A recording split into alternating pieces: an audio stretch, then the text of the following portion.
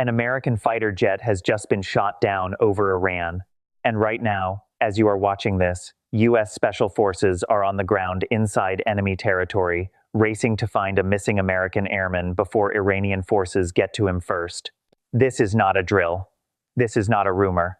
This is happening today, April 3rd, 2026, and the entire world is watching it unfold in real time. Stay with me, because in the next few minutes, I'm going to break down everything: the jet, the crew, the rescue mission, and the massive $1.5 trillion war budget that Trump dropped today. So before we go any further, understand what this means. This is no longer just a story about air power. It is now a story about survival, retrieval, and what happens when a war suddenly becomes personal. A U.S. Air Force F-15E Strike Eagle was flying a combat mission over Iran as part of Operation Epic Fury, the ongoing U.S. and Israeli military campaign against Iran that began on February 28th. Suddenly, Iran's air defense system locked on. The jet was hit. Both crew members ejected safely, but they were now on the ground inside Iran, one of the most dangerous places on Earth for an American service member to be. The White House confirmed that President Trump was immediately briefed. The Pentagon moved fast, and a search and rescue operation was launched deep inside Iranian territory. Now here is something very important you need to understand. The F-15E Strike Eagle is not just any jet. It is one of the most powerful and battle-tested fighter aircraft in the entire U.S. Air Force. It flies with 2 crew members, a pilot and a weapons systems officer. This aircraft has been one of the backbones of U.S. bombing operations over Iran since the war began. It can carry out both air-to-air combat and devastating air-to-ground strikes. So losing one of these jets is not just a military setback, it is a major symbolic moment. And that is exactly why Iran is celebrating right now. Iranian state media was the first to break the story. They aired footage of what appeared to be wreckage of the jet, scattered across a rugged mountainous region of southwestern Iran, likely in Kogaluye and Boyar Ahmad province. Images showed pieces of the aircraft, including what appeared to be an ejection seat with a parachute still attached.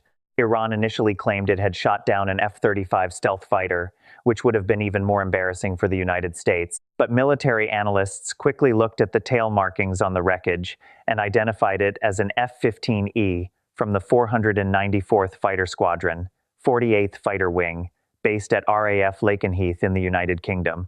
So Iran got the model wrong, but they definitely got the jet. Now here is where it gets even more intense. Iranian authorities immediately went on television and told civilians, regular Iranian citizens, to join the search for the American pilots. They offered a reward of 10 billion Iranian tomans, roughly $76,000, to anyone who could find the crew alive and hand them over. An Iranian soccer player even threw in his championship medals as an extra reward. Iranian state television aired a female anchor urging locals to look for the pilots and bring them to police.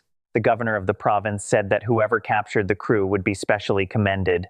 This was a nationwide manhunt on live television for 2 American airmen.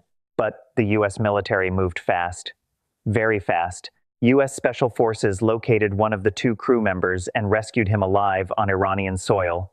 That is right. American soldiers went into Iran, found their guy, and got him out. CBS News confirmed this, citing 2 U.S. officials. The rescued crew member was alive and receiving medical treatment, but the search for the second crew member was still ongoing. Social media videos geolocated by CNN appeared to show a U.S. Air Force HC-130 refueling aircraft and 2 HH-60G Pavehawk helicopters flying low over central and southwestern Iran, clearly part of the search and rescue operation happening in real time. This is extraordinary. A rescue mission inside a country the United States is actively at war with, broadcast on social media for the entire world to see. Israel also stepped in to help.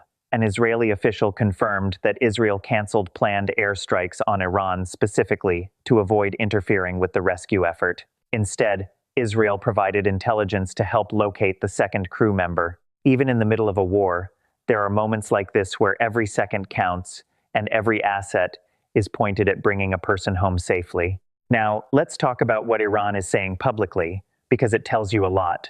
Iran's parliament speaker, Mohammad Bagher Ghalibaf, mocked President Trump on social media. He referenced Trump's repeated claims of winning the war and said, paraphrasing, that their so-called victory has now been downgraded to asking locals whether they have seen the pilots. That is a significant propaganda win for Iran, and they know it. Iran has claimed to shoot down U.S. jets many times before. In fact, at least 6 of those claims were false, and U.S. Central Command denied all of them. But this time, it is real. U.S. officials have confirmed it, and that changes everything. This is the first time in the entire Operation Epic Fury campaign that a manned U.S. aircraft has been brought down by enemy fire. Before today, there had already been close calls and deadly incidents. On March 19th, an F-35 was reportedly hit but made it back to a U.S. base. On March 1st, 3 F-15s were accidentally shot down by a Kuwaiti F-8, 18 inches of friendly fire incident, though all 6 crew members survived. On March 12th, 6 U.S. airmen were killed when their KC-135 refueling aircraft crashed in western Iraq. In total, 13 American service members have been killed since the war began. Today's incident is a painful reminder that this war is far from over, no matter what the White House has been saying.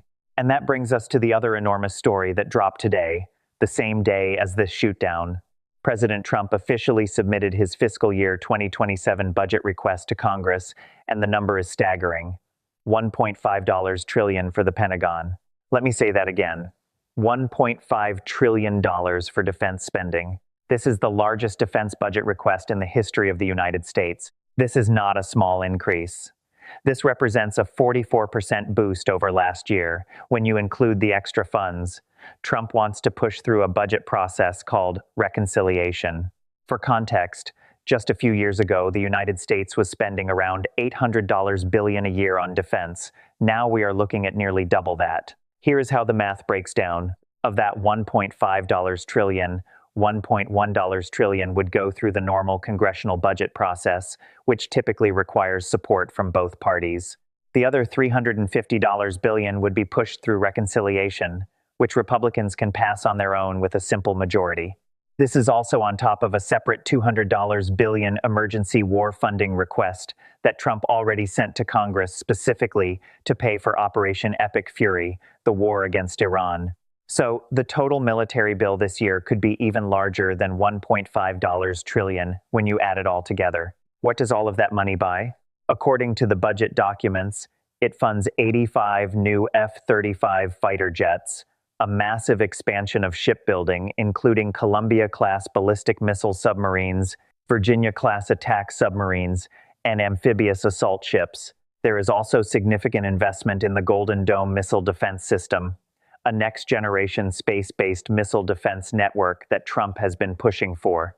The budget also focuses heavily on expanding production of 12 critical munitions categories because the war in Iran has been burning through stockpiles at a rapid pace. Simply put, this budget is designed to fight a long war and prepare for an even bigger one. But here is where the alarm bells start ringing. The United States is already running a $2 trillion annual deficit. The national debt has already passed $39 trillion. A nonpartisan fiscal watchdog, the Committee for a Responsible Federal Budget, ran the numbers and found that boosting defense to $1.5 trillion would add $5.8 trillion in additional spending over the next 10 years. And when you add the interest costs, it would pile nearly $7 trillion more onto the national debt. That is a number that is almost impossible to comprehend. And Federal Reserve Chairman Jerome Powell has already warned that the debt is at a dangerous level, with interest payments alone now projected to exceed $1 trillion in fiscal year 2026. Trump's response was blunt. At a private White House event this week, he said, "We're fighting wars. We can't take care of daycare." His message is clear. Military spending is the priority, and domestic programs, including Medicaid, Medicare, education grants, and renewable energy funding, will face cuts to help pay for it. The budget proposes a 10% reduction in non-defense spending across the board, with responsibilities shifted to state and local governments. That is going to be a very difficult political fight in Congress, especially with Democrats and even some fiscal conservatives in Trump's own party already pushing back. So what does all of this mean for the bigger picture? Think about it for a second. On the same day that the United States loses a fighter jet to Iranian air defenses, which Trump repeatedly claimed had been completely destroyed, the administration releases the largest military budget in American history. That is not a coincidence. That is a message. The message is that the United States is not backing down. Trump even posted on social media today saying that the US military has not even started destroying what is left in Iran. He threatened to hit bridges and electric power plants next. And earlier this morning, a US and Israeli airstrike destroyed a major bridge near Tehran in the city of Karaj. Iran says at least 8 people were killed and 95 were wounded, many of them tourists and families who had gathered along the riverbank to celebrate Nature Day, a traditional Iranian holiday. The war is escalating. Iran is striking back at neighboring countries in the Gulf. Iranian missiles and drones hit facilities in the UAE, Kuwait, Saudi Arabia, and Bahrain today. Kuwait said one of its desalination plants was attacked. Oil prices are rising. The Strait of Hormuz, which carries roughly 20% of the world's oil supply, is under threat. And now, with a downed American jet and an airman still missing inside Iran, the pressure on President Trump to either escalate or negotiate is at its peak. Former Iranian Foreign Minister Mohammad Javad Zarif published an op-ed today in Foreign Affairs, urging Tehran to use this moment to strike a comprehensive peace deal, one that would include limits on Iran's nuclear capabilities and the reopening of the Strait of Hormuz in exchange for lifting all economic sanctions. He called it a deal that Washington might now be willing to accept. Whether Tehran listens to that advice, or whether Trump decides to go even harder, that is the question that could determine whether this conflict stays at its current level or explodes into something that drags in the entire region and beyond. Right now, somewhere in the mountains of southwestern Iran, American forces are still searching for a missing airman. A $1.5 trillion war machine is gearing up for whatever comes next, and the world is holding its breath. If this video helped you understand what is really going on, drop a comment below and tell me what you think. Do you think Trump should escalate or go for a deal? Let me know. And please share this video with someone who needs to see it. Most people have no idea how serious this situation has become. Share it, send it, and make sure your friends and family know what is happening. We will have updates as they come. Stay with us, because this story is far from over.